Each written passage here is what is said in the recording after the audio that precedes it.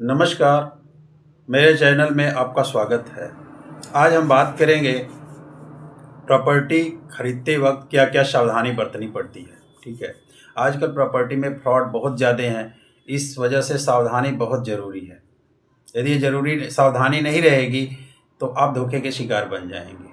क्या क्या document check करना चाहिए यदि हम प्रॉपर्टी लेने जा रहे हैं तो, चाहे एग्रीकल्चर लैंड हो या प्लॉट हो या कहीं भी हो।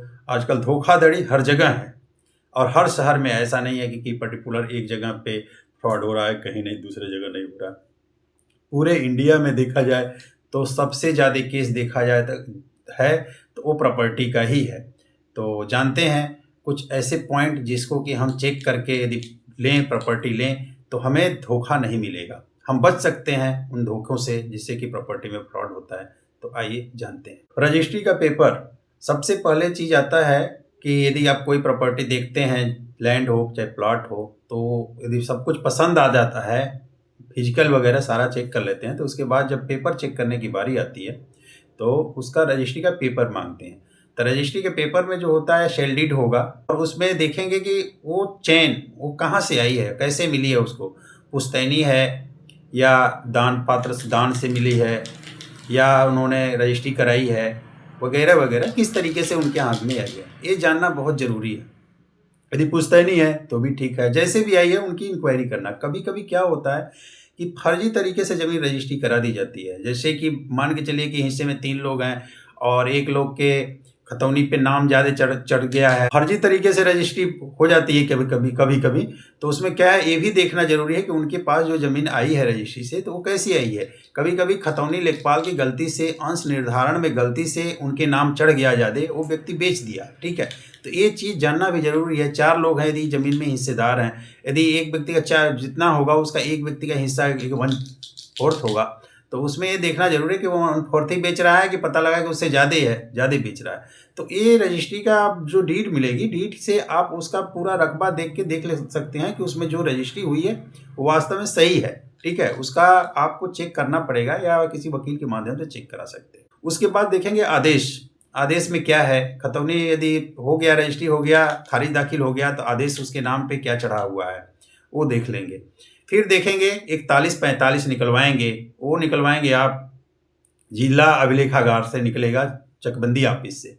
ठीक है, वो निकलवा के चेक करवाएंगे। क्या होता है कि जमीन पे मुकदमा चलता रहता है, भाइयों का विवाद हो, पारिवारिक विवाद हो, कुछ ऐसी चीज़ें हों जो मुकदमा चलता रहता है, तो आदमी क्या सोचता है कि भाई हमारे नाम पे है, मैं बेच दूंगा। ठीक है, और चोरी से बेचने की कोशिश करता है और उसमें कम रेट में, जो मार्केट रेट है उससे भी कम रेट बेचने के लिए तैयार हो जाता है।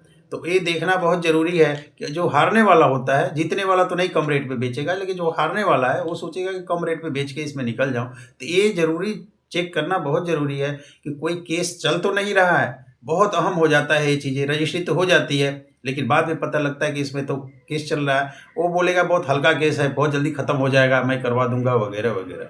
तो ये चीज़ जानना बहुत ज़रूरी है। डबल रजिस्ट्री भी हो जाती है।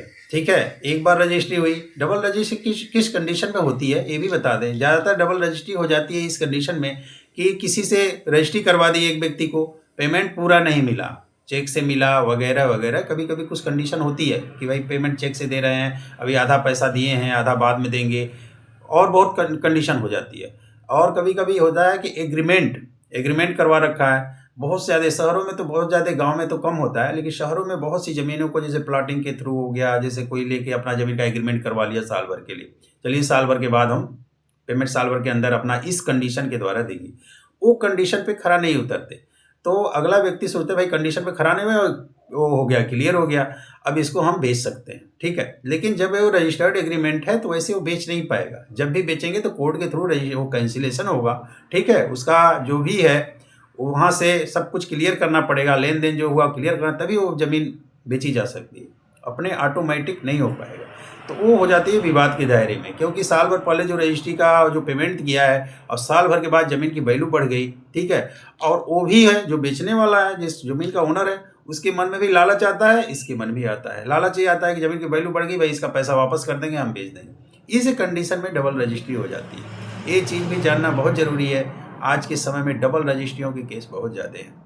नक्शा देखना भी ज़रूरी होता है, क्योंकि आप ज़मीन कहीं भी दिखा के बेच दिए, ठीक है, यहाँ पे मौके पे वहाँ पे नहीं है, मौके पे आपने सरकारी ज़मीन बेच दिया, तालाब की ज़मीन बेच दिया, कुछ भी चरागाह की बेच दी, कोई ज़मीन बेच दिया, नक्शा में वहाँ पे नहीं है, नक्शा पे वो ज़मीन कब्जा कहीं दूसरी जगह है और खतौनी में नाम है, नाम के आधार पर ज़मीन बेची जा सकती है।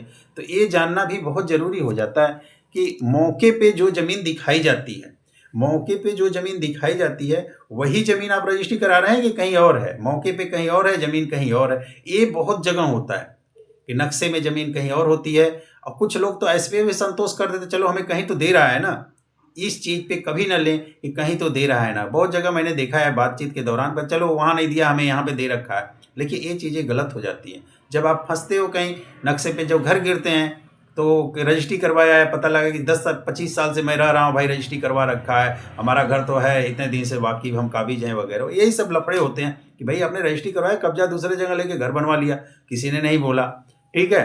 तो ये चीज़ जानना बहुत ज़रूरी है, कब्जा वहाँ पे है या वहाँ पे नहीं है, इतना बाकी है। जब ज़मीन जो बेच रहा है, यदि 4 लोग हैं, 3 लोग हैं, 6 लोग हैं, 10 लोग हैं, जितना है उनके हिस्से में कितनी ज़मीन है, ये निकालना भी बहुत ज़रूरी होता है। कभी कभी यही चीज़ें होती हैं कि खतौनी में लेखपाल वगैरह के किसी के मिस्टेक से ज़मीन ज़्यादा चढ़ जाती है, आदमी सोचता है कि इतनी ज़मीन हमारे हिस्से पे है, मैं बेच दूंगा, और बेच भी देता है। तो ये जरूर पूरा मूल्यांकन जरूर करेंगे कि मौके पे उसका कितना है और वो कितना बेच रहा है, बाकी जितना हिस्सा है उतने बेच रहा है, कहीं हिस्से से ज़्यादा तो नहीं बेच रहा है। ऐसी ज़मीनें भी बाद में विवाद का कारण बनती हैं और कोर्ट कचहरी के चक्कर लगाती हैं।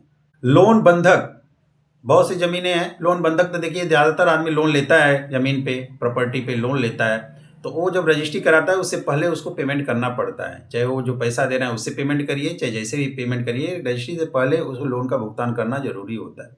बाद में भी भुगतान हो जाता है, लेकिन आप रजिस्ट्री करवा रहे हैं, पैसे पूरा दे रहे हैं, तो आप चाहेंगे कि भाई उसका पहले भुगतान हो जाए तब मैं रजिस्ट्री करूँ। तो ये चीज़ें होती हैं। खतौनी में लोन का कभी विवरण आता है और कभी नहीं आता है। आदमी कोई सोचता है कि चलिए लोन होगा तो उस पर खतौनी पे नाम चढ़ा होगा, खतौनी में मेंशन होगा, ये कभी होता है कभी नहीं होता, ये जानना भी बहुत ज़रूरी है लोन का, ठीक है।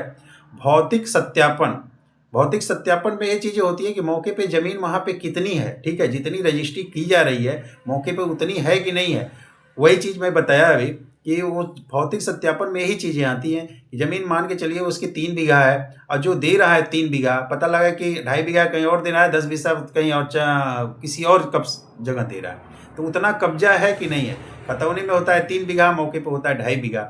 ये सारी चीज़ें आती हैं कि फिजिकल भी चेक करना होता है कि जो चीज़ें पेपर में है वही चीज़ें नक्शा में है और वही चीज़ें मौके पे भी है। खतौनी, नक्शा, मौका, ये तीनों चीज़ें देखना पड़ता है कि वास्तव में ये तीनों जगह एक जगह ही होना चाहिए। तो ये सब चीज़ें यदि चेक करेंगे तो फ्रॉड से ज़रूर बच जाएंगे प्रॉपर्टी में। इसके अलावा प्रॉपर्टी कैसे चेक करते हैं, किस जगह प्रॉपर्टी लेना चाहिए, किस जगह नहीं लेना चाहिए, इसका वीडियो भी हम बना देंगे, ठीक है। अभी तो ये बताया मैंने कि ये चीज़ चेक करना है, प्रॉपर्टी कहाँ पे लेना सही रहेगा, कहाँ पे लेना गलत रहेगा, इसका वीडियो नेक्स्ट वीडियो में आपके सामने आएगा, ठीक है। जय श्री राम।